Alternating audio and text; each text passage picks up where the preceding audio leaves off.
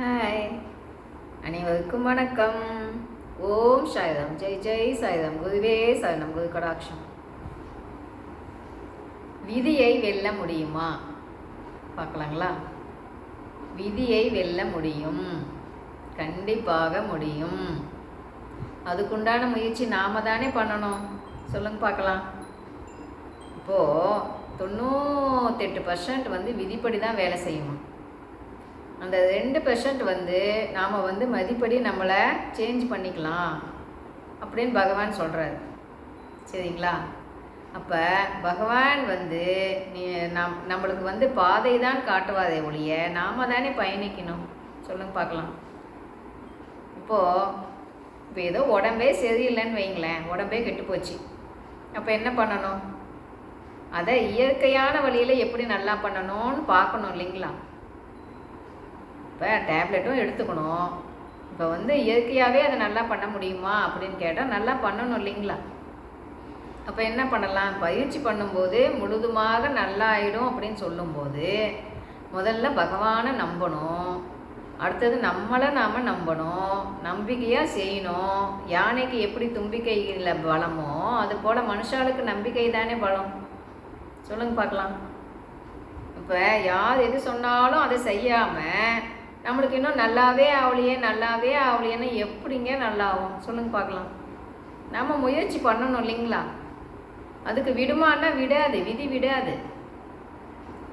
விடாது. நம்மளோட சின்னவங்க அவங்கக்கிட்ட போய் கற்றுக்கணுமா அப்படின்னு எதையோ யோசனை தோண வைக்கும். சரிங்களா?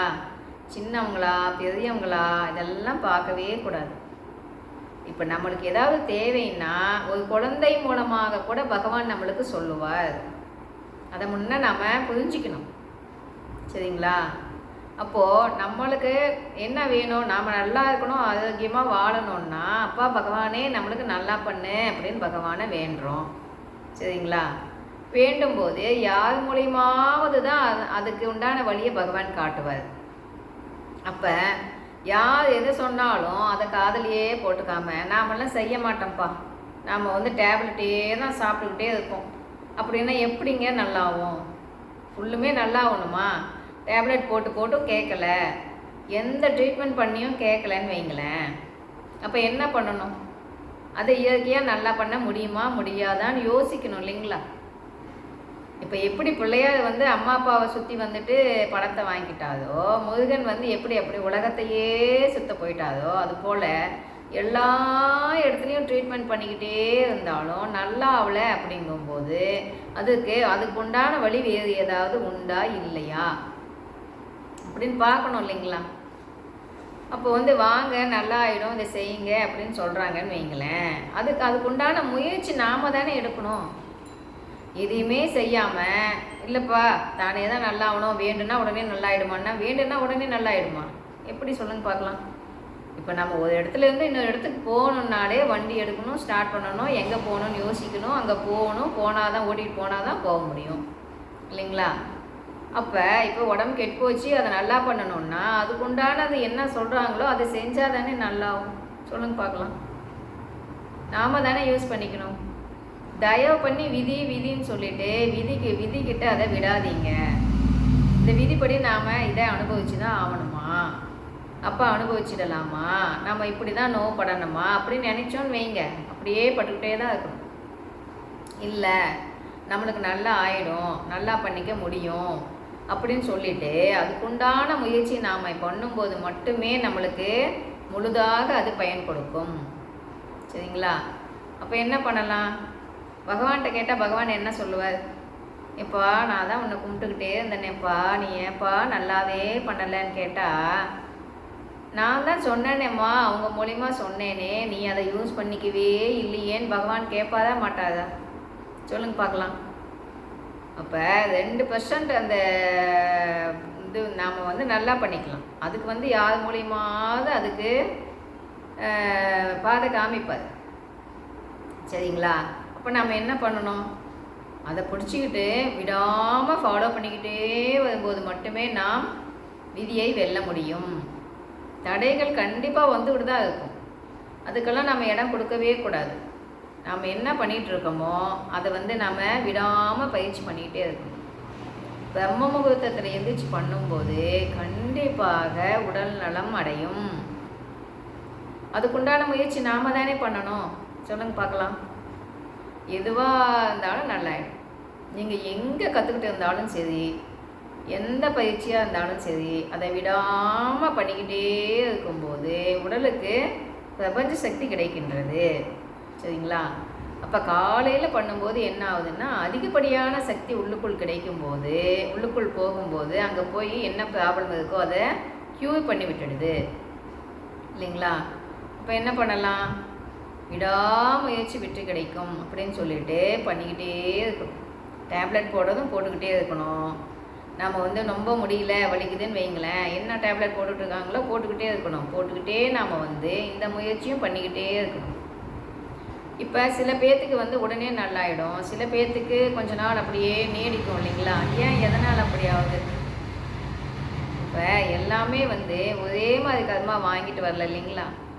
ஒவ்வொருத்தரோட கர்மா வந்து ஒவ்வொரு மாதிரி இருக்குது இல்லைங்களா? அந்த கர்ம வினை வந்து எப்போ வந்து நம்மளுக்கு கம்மி ஆகுதோ அப்போ வந்து நம்ம அந்த பயிற்சி வந்து உள்ளுக்குள்ளே நல்லா வேலை செய்யும். சரிங்களா? அந்த நாம் வாங்கிட்டு வந்த அந்த கர்ம வினையை நாம் கழிச்சு தான் ஆகணும். நம்ம கும்பிடாத மூலிமா என்ன ஆகும்னா, மழை போல் வந்தாலும் பனி போல் விலகும்னு சொல்லிட்டு நம்மளுக்கு கம்மியாக ஆகும் இல்லைங்களா? அப்போ நம்மளுக்கு அது எளிதாக அதை கடந்து வந்துடலாம் இல்லைங்களா? அதுக்குண்டான பாதை தான் இந்த யோகா பயிற்சி. அப்போ விடாமல் நாம் தானே பண்ணணும். நம்மளுக்கு உண்டானதை பகவான் காட்டும்போது அதை நாம் கெட்டியாக பிடிச்சிட்டு பண்ணிகிட்டே இருக்கணுமா இல்லையா? சொல்லுங்க பார்க்கலாம். எத்தனை பேர் யோசனை பண்ணிக்கிட்டே இருப்பாங்க சொல்லுங்கள். ஏன் நம்மளால் வாழ்க்கையில் ஜெயிக்க முடியல? எல்லாமே நல்லாயிடும், வாழ்க்கையிலையும் ஜெயிச்சு காட்டணுமா? நான் விடாமல் பண்ணணும். ஏன் நம்மளால் முடியல? நாம் இப்படியே தான் வாழணுமா அப்படின்னு யோசிக்கிறாங்க இல்லைங்களா?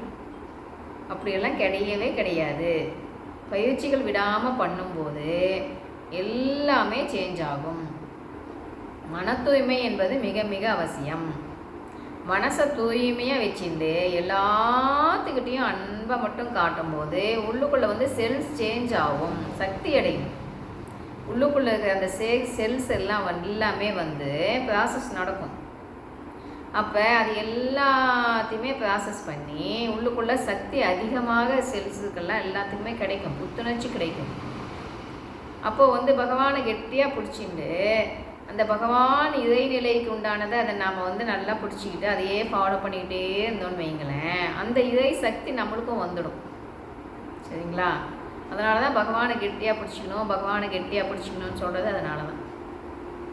அப்போ பயிற்சியும் பண்ணிட்டு முடிஞ்ச வரைக்கும் தான தர்மம் பண்ணிட்டு, நம்மளுடைய தான தர்மம் பண்ணும்போது என்ன ஆகுதுன்னா நம்மளோட கர்மா கம்மியாகுதுன்னு சொல்கிறாங்களே. ஏன் அப்படி சொல்கிறாங்க? நல்லது பண்ணும்போது நாம் செஞ்ச அந்த கெட்டதெல்லாம் கொஞ்சம் கொஞ்சமாக கழியுது, கம்மியாகுது. அதை கழிக்கிறதுக்கு கொஞ்சம் ஈஸியாக இருக்கும் இல்லைங்களா? அப்போது எதையுமே நாம் விதி விதி என்று விட்டுவிடாமல் நாம் என்ன பண்ணணும்? மதிப்படி நாம் யோசிக்க வேண்டும். நம்ம வந்து இல்லை இப்படி தான் நடக்கும்னு விட்டோன்னு வைங்களேன், அந்த பிரபஞ்சம் பார்த்துட்டே இருக்கு இல்லைங்களா? சரி இவங்க அனுபவிக்க ரெடி போல அனுபவிக்கட்டும் அப்படின்னு விட்டுடும். நம்ம வந்து யோசித்து அதுக்கு என்ன பண்ணலாம் அப்படின்னு நம்ம யோசிக்கும் போது மட்டும்தான் அந்த பிரபஞ்சம் நம்மளுக்கு வழிகாட்டும். பிரபஞ்சம் நம்மளோட பேச ரெடியாக இருக்குது, நாம் தான் காது கொடுத்து கேட்கவே இல்லைங்களே. நீ அமைதியாக இருந்தீங்கன்னா நான் உங்ககிட்ட பேசுவேங்குது பிரபஞ்சம். நாம் அமைதியே படமாட்டேன்றோமே. சொல்லுங்க பார்க்கலாம். புறம் பேசாதே அப்படின்னு எதுக்காக சொல்கிறாங்க? புறம் பேசிக்கிட்டே இருக்கிற முடிக்கும் நம்மளுக்கு அமைதி கிடைக்குமா, நிம்மதி கிடைக்குமான்னா சுத்தமாக கிடைக்காது. ஆகையினால தான் அவங்க வாங்கிட்டு வந்த கர்மா அப்படி அவங்க அனுபவிக்கிறாங்க இல்லைங்களா? ஆகையினால யாரை பற்றியுமே எதையுமே சொல்லாமல் நம்ம பாட்டுக்கு நம்ம வேலையை பார்த்தா போதும். நம்ம லட்சியத்தை நோக்கி போய்கொண்டே இருக்கும்போது நாம் கண்டிப்பாக ஜெயிக்க முடியும். தடைகள் வந்தாலும் சரி, நாம் போய்கிட்டு இருக்க பாதையில் வந்து தோல்வி வந்தாலும் சரி, நம்ம வந்து என்ன பண்ணணும்? தோல்வியே வெற்றியின் முதல் படி இல்லைங்களா? அடுத்தடுத்து போய்கிட்டே இருக்கணும். வெற்றி அடையலையா, தோல்வியா, அதில் என்ன அனுபவம் நாங்கள் என்ன தெரிஞ்சுக்கிட்டோம், அது மூலியமாக என்ன அனுபவம் பகவான் கொடுத்தார் அப்படின்னு அதை எடுத்துட்டு அடுத்தடுத்து போய்கிட்டே இருக்கும். அப்போ தான் வெற்றி அடைய முடியுமே ஒழிய, தடைகள் வந்துடுச்சு, துன்பம் வந்துடுச்சு, தோல்வி வந்துடுச்சு அப்படின்னு நாங்கள் விட்டோன்னு வைங்களேன், விட்டு போயிடும். நாம் ஜெயிக்க போய்கிட்டு இருக்கோம் அப்படின்னு சொல்லும்போது தடைகள் கண்டிப்பாக நடக்கும். அப்போ என்ன பண்ணலாம்? அது எதையுமே நாம் பெருசுப்படுத்தாமல் நாம் என்ன ரூட்டில் போய்கிட்டு இருக்கோமோ அப்படியே போய்கிட்டே இருக்கணும். அப்போ மட்டும்தான் ஜெயிக்க முடியும். சரிங்களா?